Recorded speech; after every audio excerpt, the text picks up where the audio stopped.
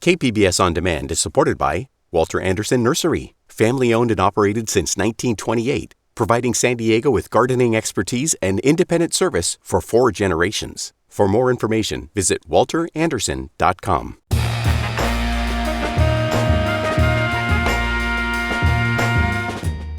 Welcome in, San Diego. It's Jade Hindmon. On today's show, a new episode of Historic Places tells the story of Indigenous peoples in our region before the American Revolution. Host of Historic Places, Elsa Sevilla, joins us to discuss. This is KPBS Midday Edition, connecting our communities through conversation. Next month, the United States will mark 250 years since the signing of the Declaration of Independence. As ideas of revolution took root in the East Coast, another important history was unfolding in the West, and that of the first peoples of Southern California. A new episode of the TV show Historic Places tells the story of Indigenous peoples in the region before the American Revolution and how they've preserved their history for millennia. Elsa Sevilla is the host of Historic Places, and she joins me now. Elsa, welcome back to the show. Thank you for having me, Jade. Always great to have you here. So how are the first peoples of Southern California, or who are they rather, and why did you want to tell their story? The first people of Southern California are the Payumchiwikam, the Kumeyaay, Kupa, and the Kumeyaay. And the reason that I wanted to tell their story is that it's rarely told. We don't get to hear their story as often, and we also don't get to hear it from their perspective. So we are remembering, honoring America's 250, and so we wanted to know what was happening in the West Coast. And a lot of people have actually said, well, there was nothing happening in the East Coast at that time. But in reality, the first people have been here for millennia, and they talk about their history, their ways of life. They're connected to the land. They are sophisticated. They are so intelligent, living off the land and preserving their ways, even till today. What was really interesting, we went to one of their traditional villages to see their way of life. And it was an incredible experience for me as a producer. And so I wanted to share that with KPBS viewers. So paint a picture for us. I mean, what was life like in Southern California before the arrival of European colonizers? Well, life in Southern California for the first people of the region was a simple life, but at the same time, as I mentioned, it was sophisticated. It was they used the solar system to cosmology in order to know when to hunt, when to harvest, when to have ceremonies. And so while we may look at their way of life today, pre-contact, it was simple life, right? But at the same time, it was sophisticated, and it was really interesting to see that they say that everything in nature was either food or medicine, and they knew all the plants. They knew when it was time to harvest. They knew when it was time to migrate because they used up all the resources. And they never wanted to overuse those resources, and so they would move to different areas, always being close to water. I'm really impressed with their knowledge of the region, the plants, the animals, the solar system. And so to me, it's so interesting, and I want to share it with others. That's great. Simple sounds smart, streamlined, efficient. Exactly. Sustainable. All of that. Well, like we said, America will soon mark 250 years since independence. What through line did you want to draw between that anniversary and the story of the first peoples? Well, the line to draw is basically what was happening in the East Coast and what was happening in the West Coast. And in the beginning, the Spanish, obviously we know that they invade and conquer Mexico, and then they move to Florida, and then they move into what is the Southwest. Gradually, it takes some years. But then we also know that the French go into what is now Canada, the British into what is now what would be the 13 colonies and now America. But what happens is that there are similarities. There are certain patterns that are similar on the East Coast and on the West Coast. The Spanish were in Florida, but then they make their way to the West Coast, and it's Juan Rodriguez Cabrillo who comes to the West Coast, arrives in Kumeyaay territory in 1542. He only stays about 5 days and leaves. But the information he gathers is sent back to Spain, and it would take Spain another 227 years before they come back to Kumeyaay territory. And this time it's with Father Junipero Serra, and this time it's a permanent settlement. Well, as you mentioned, you put Indigenous perspectives front and center in telling this story. Tell us about some of the voices you featured and why.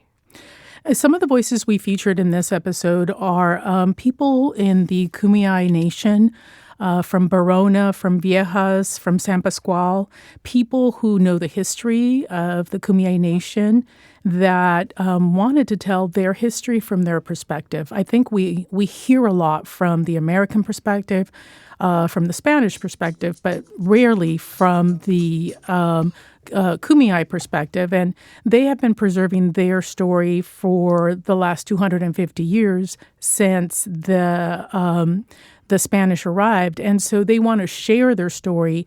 They want their voices to be heard, but also they want their story from their perspective, because we all have a different perspective of what has happened to us, and so we wanted to share that perspective.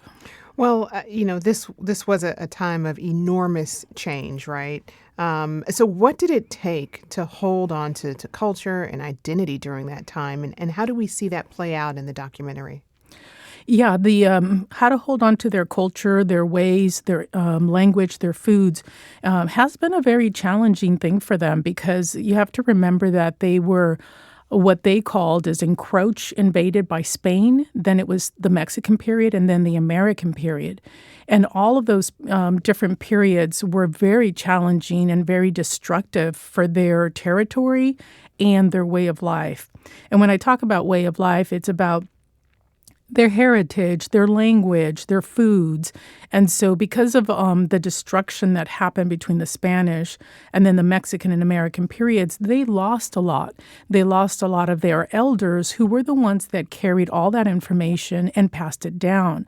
And so they've spent the last, I want to say, 60, 70 years since the 1950s recovering their heritage, their language, their foods, their way of life.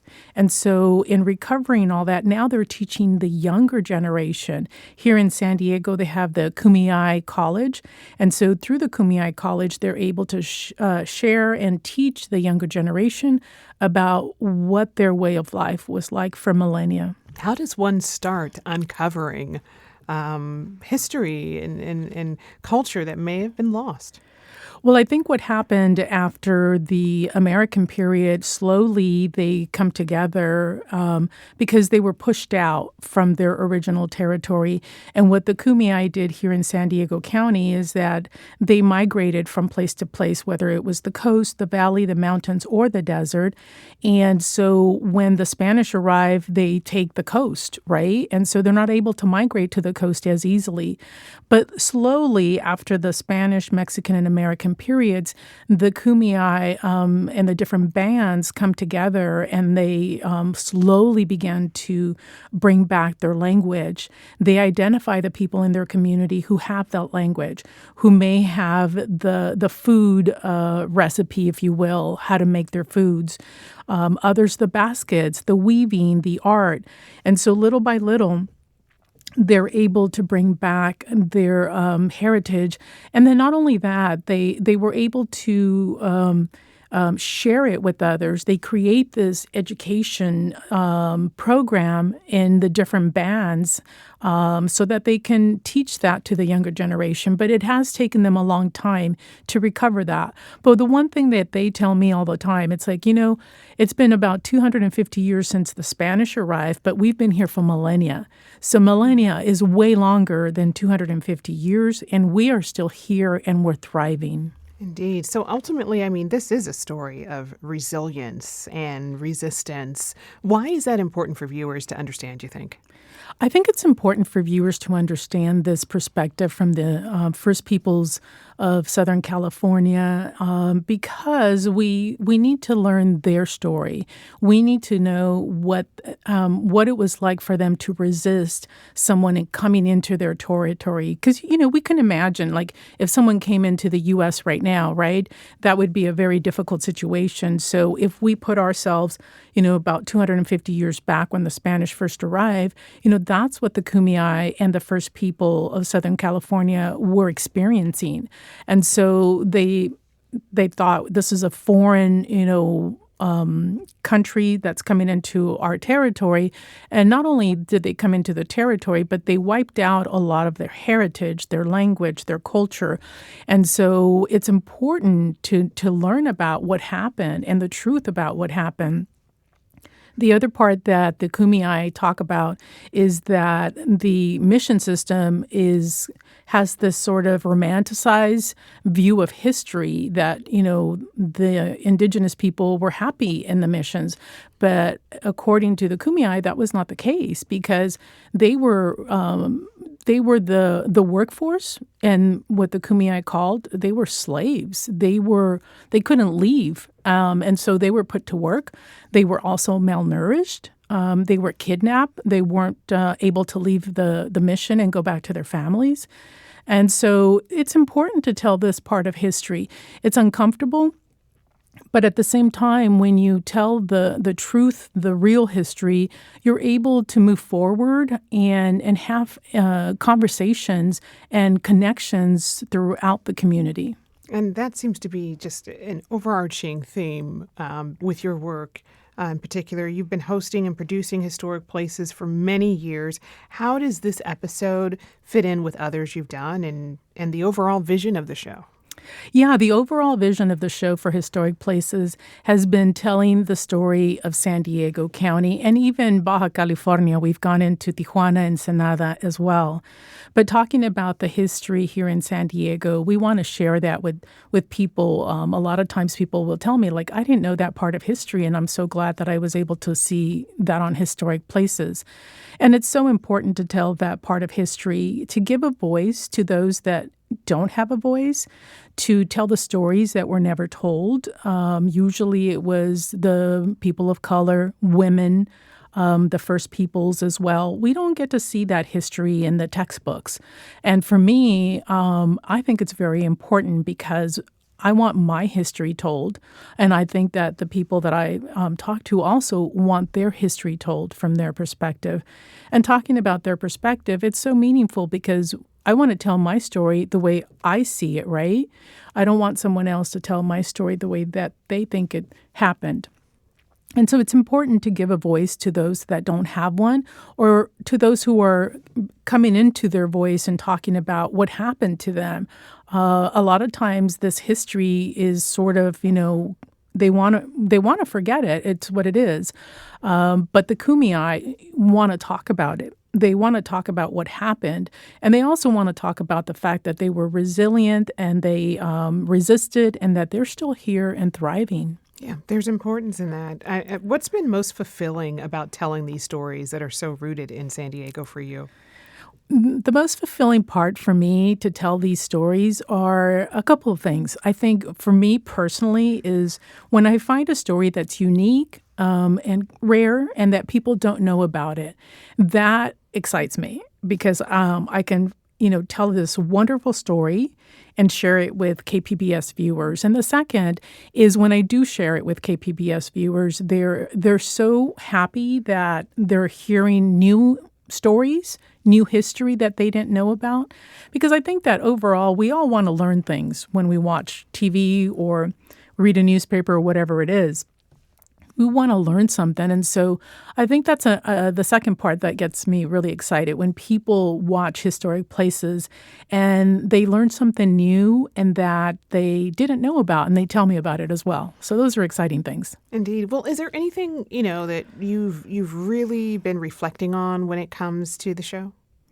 Well, yeah, what I've been reflecting on when it comes to the show is telling more stories that haven't been told.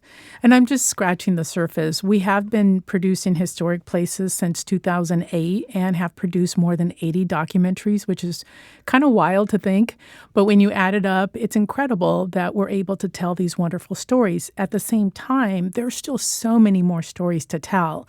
And that's my focus, is to be more intentional, to tell more stories of communities that haven't been, their stories and their history has not been told before, or not to a certain level. So I want to tell more of those stories.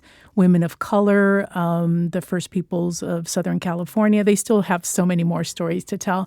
But I also want to diversify it as well. All right. I've been speaking with Elsa Sevilla, host of Historic Places. And as mentioned, the episode of Historic Places will premiere on KPBS Thursday, June 11th at 9 p.m. You can also stream it on the KPBS Plus app once it airs, and we'll link to more details on kpbs.org/midday. Elsa, thank you so much. Thanks for having me, Jade.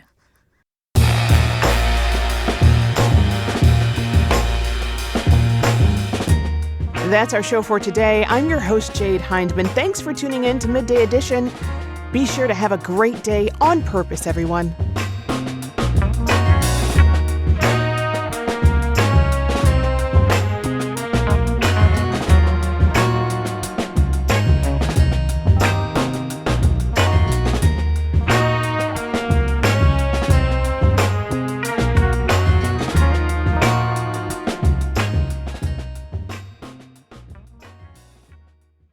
KPBS On Demand is supported by UC San Diego's Art Power, presenting Decoding Da Vinci, a new immersive experience on the campus of UC San Diego, June 4th through July 12th. Tickets at artpower.ucsd.edu.